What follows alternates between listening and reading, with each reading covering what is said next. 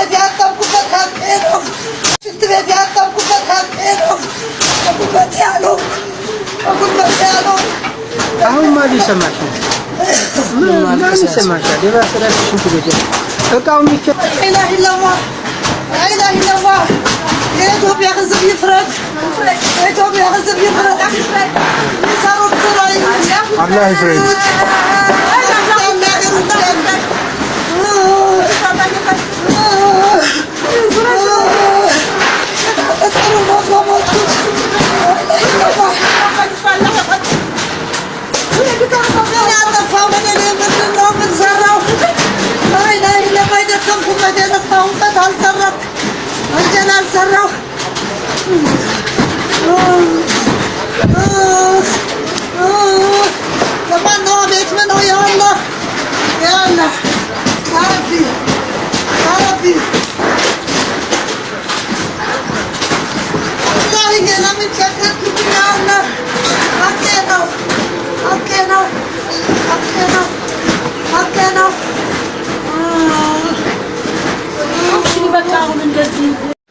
እሺ ሀባቢ ሰላም አለይኩም ክርስቲያኖ ወገኖች እንደም ሰላም ብያለሁ።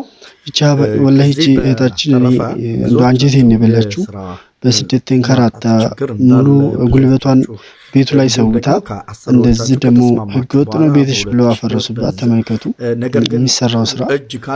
እኔ ወላሂ በጣም ኢትዮጵያ ላይ በተለይ በስደተኞች ላይ ደባ እየተሰራ ነው።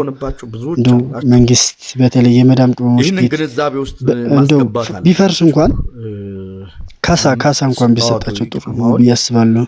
ምክንያቱም ያን ሁሉ የሰው ፊት ገርፏቸው እንደዛ ሁሉ እንደዚህ በቃ ምን ልበላችሁ ቃላት ነጥረው ላይ የሰው ቤት ፊት ገርፏቸው የሰው ቤት ሽንት ቤት አስጥተው ሙሉ ቀን ቁመው ጉልበታቸው እያበጠ ሰርተው እንደዚህ ገደል በአንድ ቀን ገደል ሲገባ በጣም ያሳፍራል።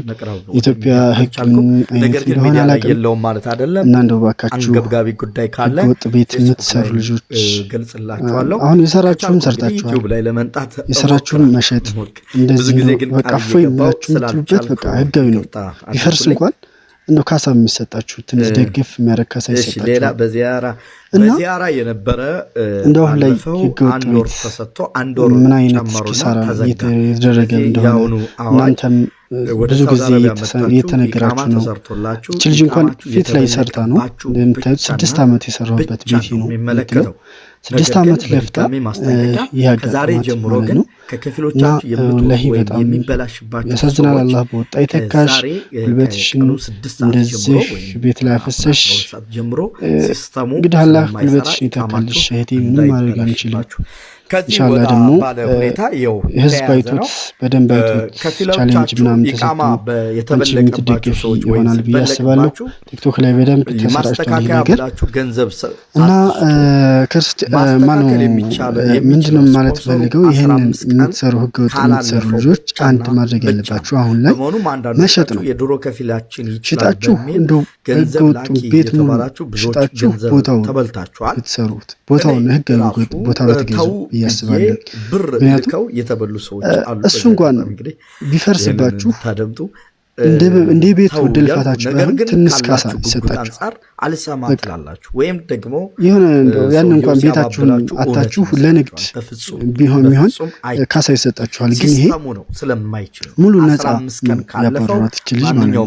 ሙሉ አፍርሰሽ ልቀቂላት ለቅማችሁ ለምታጥላዋ ላይ በስከባታ አፈረሱት ማለት ነው በሰው ኃይልና እንደምታዩት ያፈረሱባት ከተስተካከለ በኋላ ነው። የገንዘብ ድርድርም ካለ አብራችሁ ካያችሁ በኋላ እንጂ ግማሹ በስደት ያልቃል፣ ግማሹ ደግሞ ተሰዶ ደህና ህይወት ኖራለሁ ብሎ ሲመጣ እንደዚህ አይነት ህይወት ይገጥማል። ድሮ ከፊሌ ጋር ተባብዬ ነበር አዱንያ እንጃ ድሮ ከፊላችሁ ማንሳት እንደሆነ በተለይ 2018 ምን አይነት ሰዎቻችን ላይ እየሰማን ያለነው የተረገመ ዓመት እንደሆነ ነው የተረዳሁት። 2018 ብቻ ነው በቃ ክፉ ምን ሰማበት ደግ መቼም አንድ ያልሰማነው ማለት ነውና አይዟችሁ ምንም ማድረግ አይቻልም።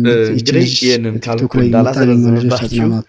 እንደው ያላችሁን አግዟት ማለት ነው። ጥያቄያቸው ብዙ እንደሚሆን አውቃለሁ። አሁን ሁሉም ህገወጥ በተለይ ትንሽ ከተማ ላይ ከሆነ እየፈረሰ ነው ያለው። ምንድነው አንድ ህገወጥ ከሆንሽ ህንፃ እንኳን ይሰራ እዚህ ቦታ ላይ ህንፃ ይሰራል ታሉሽ ምንም ካሳ የለሽም። እንዲሁ እጅሽን ነው ይዘው ወይ እስር ቤት አስገብተው ወይ አባረው አንቺን እንደዚሁ ነው የሚሰሩበት ማለት ነው። አሁን እንግዲህ የሚደረገው አንቺ ማድረግ ያለብሽ ህገወጥ ቤት ያለሽ እንግዲህ እንደዚህ አይነት ቤት ላይ ሙሉ ጉልበትሽን አታባክኒ። ከዚህ እንደዚህ አይነት እንደው ጥንቅር ብሎ ይቅር በቃ። ህገወጥ ከተባለ ካርታና ፕላን የሌለው ማለት ነው። ካርታና ፕላን የሌለው የጢስ መሬት ከሆነ የእናት አባታችሁ መሬት ከሆነ እሱ ነገር አጣራለሁኝ በደንብ። ግን የጢስ መሬት ማለት የደብተር መሬት ደብተር ካለው እሱ እንደ ህጋዊ ነው። መሬት ደብተር ካላችሁ ማለት ነው እሱ ነገር እንደ ህጋዊ ነው የሚቆጠረው። ግን እናንተ ከመሬት ደብተር ላይ ገዝታችሁት ከሆነ ካራሹ ባልተቤት ገዝታችሁት ከሆነ ሙሉ ለሙሉ ህገወጥ ናችሁ። ምክንያቱም ህጉ የሚያመለክተው የእርሻ ቦታ መሸጥ መለወጥ ስለማይቻል ማለት ነው። እና ሀባይቢ በተለይ እንደዚህ አይነት ከገበሬ ላይ የገዛችሁ ከሆነ ባትሰሩት እመርጣለሁ። እንደኔ ሀሳብ መጨረሻው የሚያምር አይመስለኝም። በጣም የሚደብር ፓርት ነው መጨረሻችሁ የሚሆነው። እንደምታዩት ይቺ ልጅ በ6 ዓመት ለፋሁኝ ጉልበቴን ነው እንጂ አልሰራኩኝ ምን አላልኩኝ በገዛ ገንዘቤን የሰራሁት ግን አፈረሱብኝ ነው የምትለው። አላህ ብቻ እኔ እንጃ ብቻ። ቤቱ ደግሞ እንደምታዩት ነው፣ ጽድት ያለ ቤት ነው። መስተዋቱ ኤልሸፕ ነው። በቃ በአንድ ሰዓት ግን እንቅርቅሩን አወጡት። 2 ሚሊዮን 3 ሚሊዮን 4 ሚሊዮን ድረስ አውጥታ እንደዛ ማድረጉ እኔ ፍትህ አይመስለኝም። ኢትዮጵያ ላይ እየተካሄደ ያለው በተለይ የስደተኞች ላይ እየተደረገ ያለው ግፍ እንጃ ብቻ የት እንደሚያደርሳችሁ።